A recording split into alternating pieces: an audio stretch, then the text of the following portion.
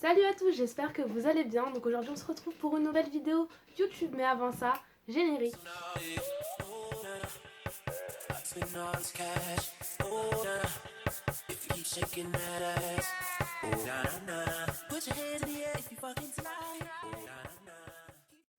Donc aujourd'hui, pour cette vidéo, je vais parler de mon parcours scolaire et professionnel.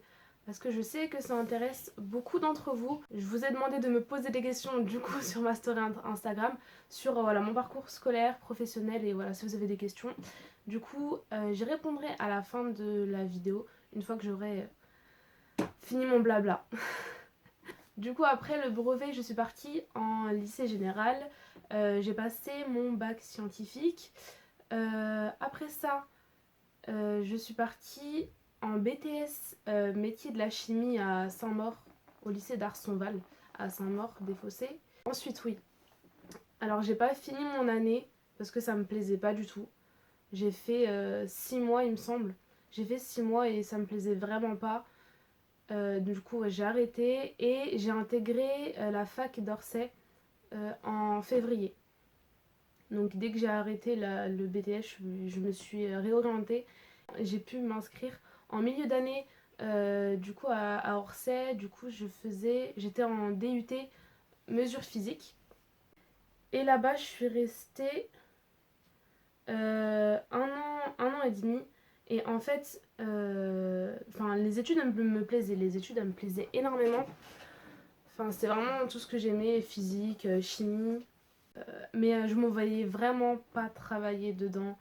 Tout ce qui était ingénieur, enfin, assis derrière un bureau, les métiers comme ça me disait rien. Donc j'ai quand même continué parce que les études elles me plaisaient, comme je l'ai dit, mais voilà, travailler dans ce domaine, c'était pas fait pour moi.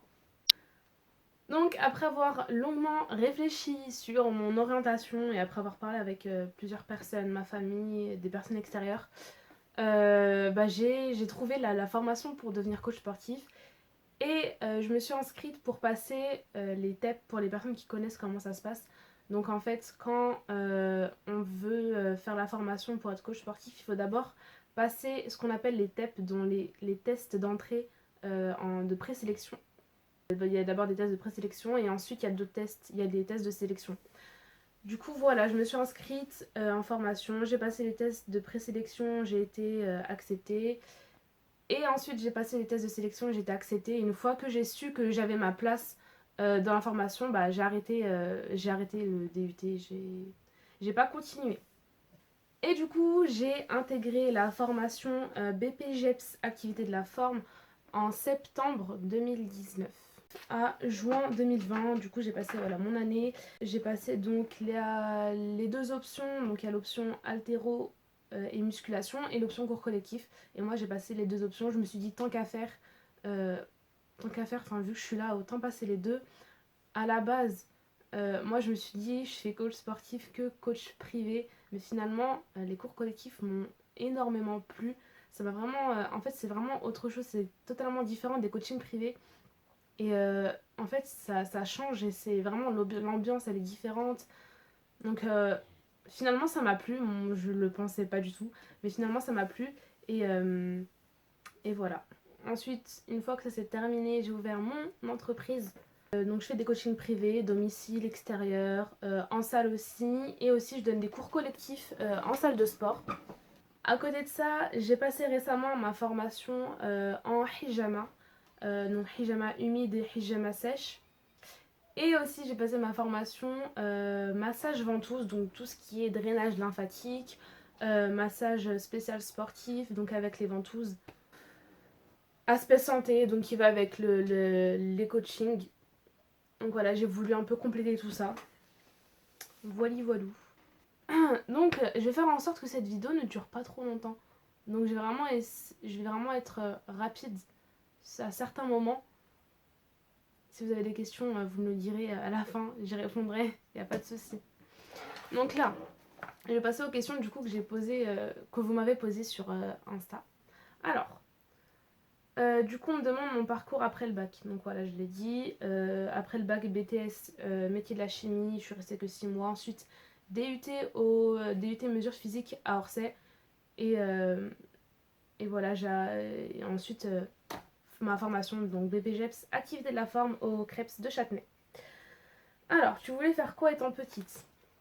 Alors, étant petite, je voulais devenir vétérinaire. Donc, totalement différent. Totalement différent, mais oui, je voulais devenir vétérinaire. Je pense qu'on a tous un métier qu'on voulait faire quand on était petit et beaucoup on ne le fait pas en fait. Les goûts ils changent de toute façon, les goûts changent énormément donc voilà, je voulais devenir vétérinaire. Ensuite, t'as fait quoi comme bac? Donc bac scientifique. Est-ce que c'était ton rêve de devenir coach? Bah alors pas du tout. À la base, voilà, je voulais devenir vétérinaire. Ensuite, du coup, je me suis orientée vers des études après le bac et vers des études dans la physique et la chimie. J'avais envie de faire formulatrice. Différent aussi de coach sportif et de vétérinaire. Du coup, voilà, c'était pas du tout mon rêve de devenir coach sportif. J'aimais le sport. Quand j'étais au collège et au lycée, j'aimais le sport. Et j'ai toujours fait du sport d'ailleurs, mais ouais, jamais je me serais dit quand j'étais petite que je serais coach sportif. Ensuite, question très intéressante, l'élément déclencheur. Qu'est-ce qui a fait que je suis là? Du coup, alors, donc comme je l'ai dit, j'ai toujours fait du sport. Et quand je suis arrivée au lycée, en première il me semble, ma maman m'a inscrite à la salle qui est à côté de chez moi. Du coup, bah, j'ai commencé à y aller avec elle. Au début, on faisait principalement des cours collectifs, donc body pump, body attack, les cuissades de fessiers, enfin les cours qu'il y a dans les salles en général, quoi. Voilà, ensuite petit à petit, j'ai commencé à faire un petit peu de machine guidée, mais enfin pas plus que ça. C'était vraiment mon activité principale, c'est vraiment les cours collectifs. Je faisais principalement que des cours collectifs. Voilà, ensuite on faisait un peu de machine guidée. Ouais, c'est pas ouf. Et ensuite, c'est vers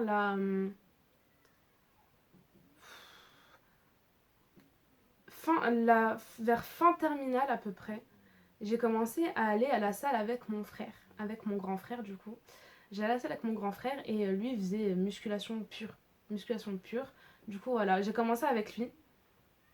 C'est lui qui m'a appris les gestes, etc. Voilà, donc c'est avec lui que j'ai appris toutes les bases. C'est lui qui m'a tout appris, qui me corrigeait sur mes postures, etc. Et, et voilà, et petit à petit, je commençais à y aller de temps en temps toute seule, sans lui. Je continuais quand même de temps en temps les cours collectifs parce que le body attack, j'aimais énormément ça. Les cours de cross-training. Mais voilà, je continuais ça. Mais le matin, c'était entraînement musculation pure. Et voilà, après, de temps en temps, j'allais toute seule ou alors j'allais avec mon frère. Vraiment très très intéressée par tout l'aspect musculation. Enfin, quand tu vois ton physique qui change, ça te donne envie d'aller encore plus loin. Après, j'ai commencé un peu à m'informer un peu partout, les livres, YouTube, etc. Je regardais énormément de vidéos, tout ça. Et, euh, et voilà. Et ensuite, je parlais beaucoup avec aussi des coachs de ma salle.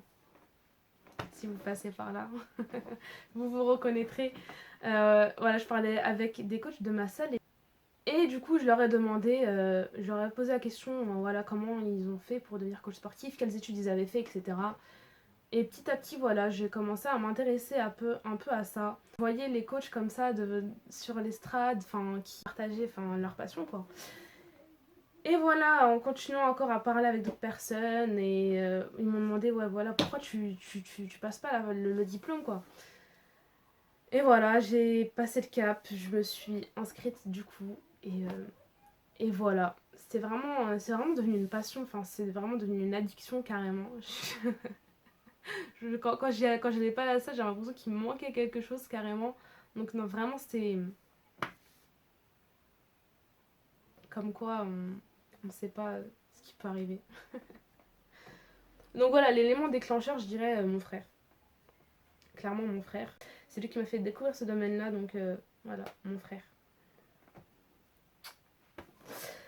Ensuite, Est-ce qu'il faut faire uniquement STAPS pour devenir coach? Donc bah non, puisque moi je n'ai pas fait STAPS. J'ai fait du coup la formation BPGEPS activité de la forme. Voilà, donc on peut le faire dans plusieurs établissements. Moi je l'ai fait au CREP, je sais qu'il y a le PANS aussi. Et d'autres, enfin je sais pas, je les connais pas tous, hein. Mais vous regardez sur internet, vous trouverez bien, donc voilà. Et il n'y a pas que STAPS pour devenir coach sportif. Comment Comment se passent les examens pour être coach? Ah, les examens? Oui. Oh, je pensais que c'était les tests de sélection, etc. Alors, donc, les examens pour être coach. Bah, vous avez une partie pratique, bien évidemment, une partie théorique. Je vais pas trop m'étaler sur ça, sur l'aspect de la formation, sur tout ce qui concerne la formation. Si vous voulez, je veux bien vous faire une vidéo que pour ça, mais j'ai pas envie que cette vidéo dure trop longtemps. Mais si vous voulez tous les détails de la formation, vous me le dites et je fais une vidéo dédiée à ça. Mais bon, je vais quand même expliquer puisqu'on me le demande. Donc, comment se passent les examens pour être coach? Du coup, vous avez des examens pratiques, donc sur votre pratique à vous. Il y a des charges à soulever par rapport à votre poids de corps sur des mouvements spécifiques. Donc, en fonction de l'option que vous prenez, si vous prenez que cours collectif, il y a des examens que vous n'allez pas faire. Enfin, tout ce qui est musculation haltéro, vous n'allez pas le faire. Vous allez faire que ce qui est cours collectif. Pour cours collectif, vous devez donner des cours. Il y a aussi sur votre lieu de stage. Il vous évalue aussi sur la suivi de cours collectifs. Ensuite, haltéromusculation, bah, il y a la pratique d'haltéro, la pratique de musculation. Et aussi, on vous évalue sur comment ça s'appelle? Sur la prise en charge de personnes, quoi, sur la musculation et l'haltérophilie, du coup. Voilà, mais comme je l'ai dit, si vous voulez une vidéo spécifique pour ça, vous me le dites. Ensuite, avant la musculation, est-ce que tu pratiquais un autre sport? Donc oui, comme je l'ai dit, enfin j'ai toujours fait du sport étant petite. Donc j'ai fait 1 an de basket, 2 ans de tennis, j'ai fait du cirque et j'ai fait de l'équitation. J'ai fait de l'équitation pendant 11 ans. Donc voilà, donc oui, je faisais d'autres sports avant la musculation. Et dernière question, les TEP, est-ce que... Est-ce que les TEP étaient difficiles et si le niveau des autres était élevé? Alors, comme je l'ai dit juste avant, je ne vais pas trop m'attarder sur toutes les questions par rapport à la formation en elle-même. Mais les TEP, enfin, dites-vous de toute façon, dans tous les cas, qu'importe l'examen que vous passez, pour n'importe quel examen, bien évidemment, on se prépare. Faut pas croire que c'est du sport ou c'est pour devenir coach sportif que c'est facile.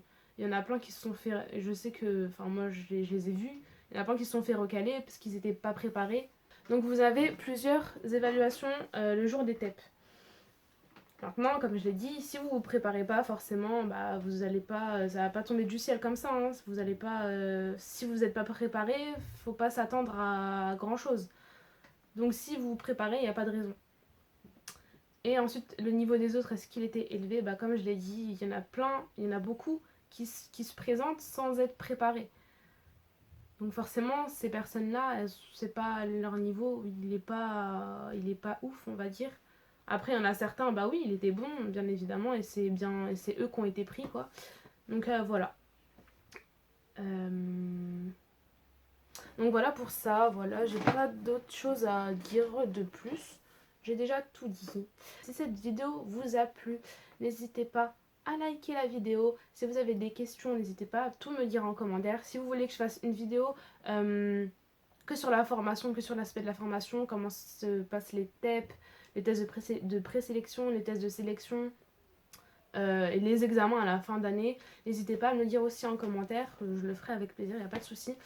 Et on n'oublie pas de s'abonner, je ne l'ai pas dit, mais on n'oublie pas de s'abonner, bien évidemment, pour me soutenir un maximum. Et voilà, cette vidéo est finie, je vous fais de gros bisous et à très bientôt.